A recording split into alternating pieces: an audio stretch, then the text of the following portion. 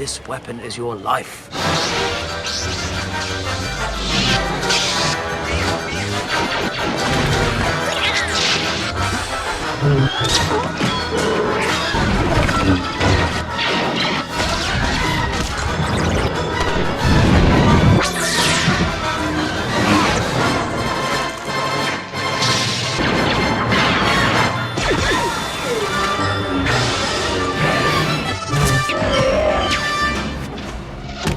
Each culture has to have its own kind of weapon, which reflects the ideology of that particular culture and what they think about and the way they do things. And so you end up with a very large variety of different kinds of weapons that exist in this fantasy world. Drama is conflict. Conflict means violence of one kind or another, something that we live with and something that we should be familiar with since it's part of our daily life.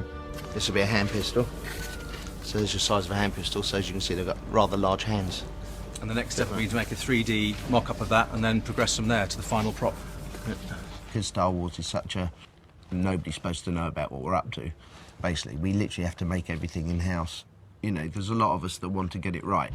This one, it was sculpted by one of the sculptors downstairs. That's the organic look to it. One of these was made, again approved by George Lucas, and then we've produced 6 or 7 of them. We started off with that to get a size. So there's your handle being started to work on. The gun has always signified modern society and modern weaponry and sort of the more impersonal kinds of fighting, which is personified by the droids and the clones, ultimately. So that's what you end up with. You unscrew that, take it out, and there you have it, a gun. So here is a very, very light one made of just light resin that they can fling around. It's not particularly strong. This is a foam one. Actually, I'll show you that. No, don't. Yeah, like that, it just snaps. You didn't make that very well, did you? Here's a heavier, tougher version made of resin. And I think somewhere around here there's a rubbery version for stunts. So when they're flying through the air or whatever they're doing, they'll carry a rubber version of the guns, so just so they don't hurt themselves. General Grievous's droid gun. Right. And there's another possibility of a droid clone pistol. It's like an exhibition. You know, we lay everything out that we've made. I mean, I've got a runner downstairs and made a beautiful gun, and that's one of the guns that were chosen by George. Good. I like that. Very nice. Wookiee handgun.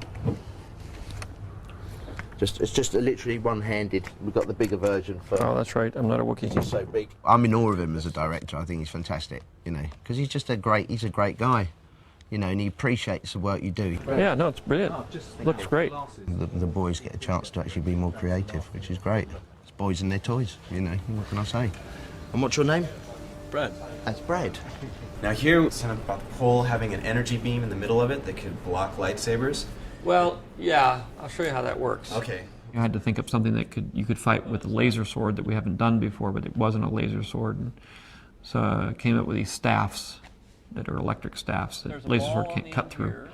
There's a ball on the end here, and then the beam goes along here between it. If you got a laser sword that'll cut through anything and do anything, then you're sort of stuck. It's like Superman. Superman without kryptonite wouldn't work. General Grievous bodyguard staff, which electrifies in the film, and basically is the only weapon that can't be destroyed by a lightsaber. The lightsaber has always been there to signify a more romantic time when there was more honor and more virtue in hand-to-hand combat. If Obi-Wan were to go up for stills, he may take this one, and it would be a close approximation of the hero that he wears on his belt. Whereas when he's fighting, this is Ewan's favourite lightsaber. He's very particular. This is the one he's used pretty much through the whole show. There's everything I need to supply them with all their fighting needs, basically. So there's your lightsaber inside. So you pour your resin in, wait for it to dry, and you pull it out, and it's done. And you'll end up with something like that.